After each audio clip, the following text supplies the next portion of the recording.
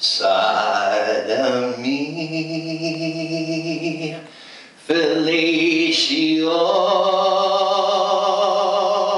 canalingas, pederasty. Father, why do these words sound so nasty? Masturbation can be fun. Join the holy orgy, Kama Sutra, everyone.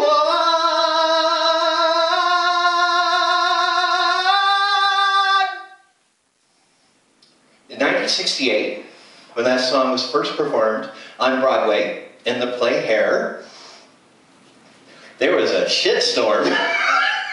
What's very interesting is, let's review the words.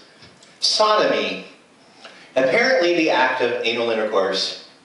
Fellatio, cunnilingus, oral sex. Pederasty, sex with a child. And then he says, Father, why do these words sound so nasty? I always thought when I heard the record that he was referring to praying. But when I saw the play, I saw that he was referring to talking to a priest. Well, I stole that idea from my song Secrets.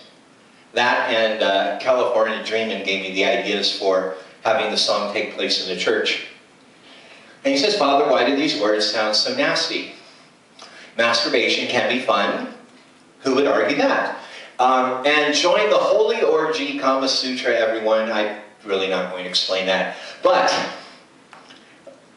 if I sat here and said all of the words up to the last sentence, this is all clinical stuff, and, well, it's all French, so it must be okay to say.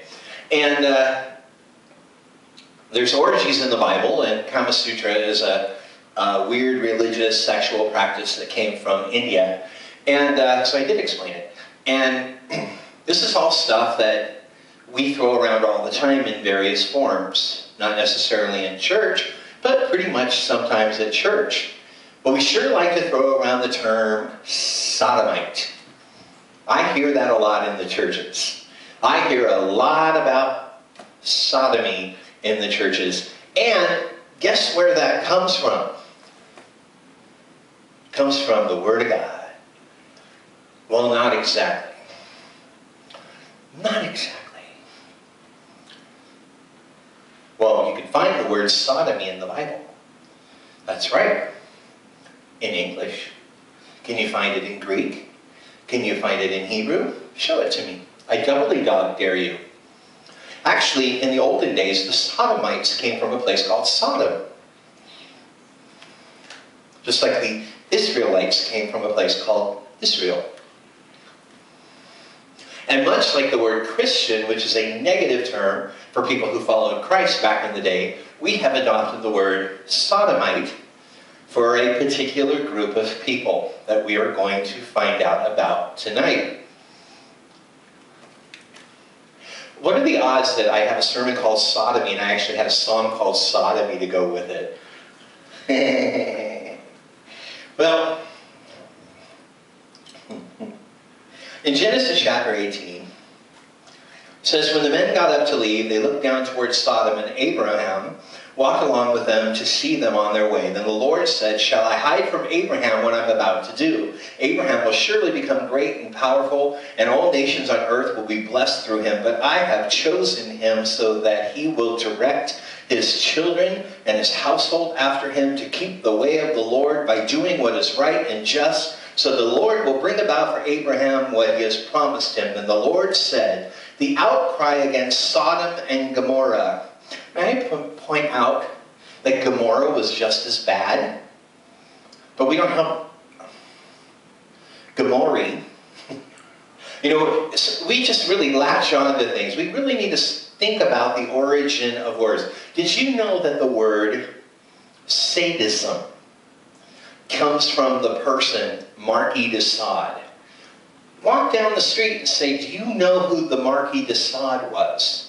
And if anyone has ever heard of the Marquis de Sade, you'll be fascinated to find out all the different answers. Well, we get words from happenings in life or people in life, and they become representative of our expression of ideas. So here we have a city called Sodom, filled with sodomites. It was crawling with Sodom. You know what? Every damn person in that city was a sodomite. Get it? Okay. So, it says, the outcry against Sodom and Gomorrah is so great, and their sin is so grievous, that I will go down and see if what they have done is as bad as the outcry that has reached me. If not, I will know. I don't know what God's saying. He doesn't know what's going on there. The men turned away, and that's when Abraham begins to intercede for Sodom because his nephew Lot is living there. But I want to flash forward to where we get our current term for sodomite. Got a bit of a rocky start because the story is a little choppy, and I'm kind of editing as I go, but I think I'm good now. So God sends 2 angels to look at the city of Sodom to see if it's as bad. He's sending witnesses, basically. It's interesting. God already knows. God already knows what's going on down there. So he is purposely sending angels for the following purpose. The 2 angels arrived in Sodom in the evening, and Lot was sitting in the gateway of the city when he saw them. He got up to meet them and bowed down with his face to the ground. My lords, he said, please turn aside your servant's house. You can wash your feet and spend the night and then go on your way early in the morning. He did not know they were angels, mind you. No, they answered, because they know better. We will spend the night in the square.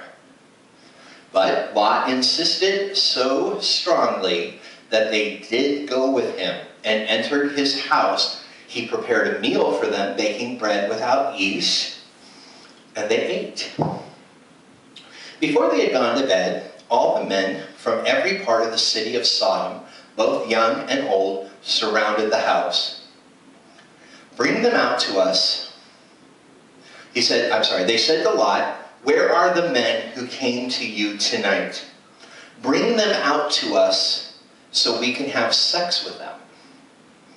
Lot went outside to meet them and shut the door behind him and said, no, my friends, don't do this wicked thing. Look, I have 2 daughters who have never slept with a man. Let me bring them out to you, and you can do whatever you like with them, but don't do anything to these men, for they have come under the protection of my roof. Get out of our way, they replied, and they said, this fellow came here as an alien, and now he wants to play the judge. We'll treat you worse than them. They kept bringing pressure on Lot and moved forward to break down the door. That's it. There are your sodomites. That's what happened. That's it. Sodomites. Let's really take a magnifying glass and really look at them sodomites. I'm calling them sodomites because they live in Sodom. I call the Israelites Israelites because they lived in Israel, sort of. So, here's the deal. There's one thing we know about the culture of that time and place. And that was, if you brought a stranger into your home, you were responsible for their very person. This was the custom of the time. So Lot's concern for what he perceived to be the 2 men, which were really 2 angels, was that he had taken responsibility for them, and he didn't want anything bad to happen to them. His offering of his daughter, sad to say, culturally had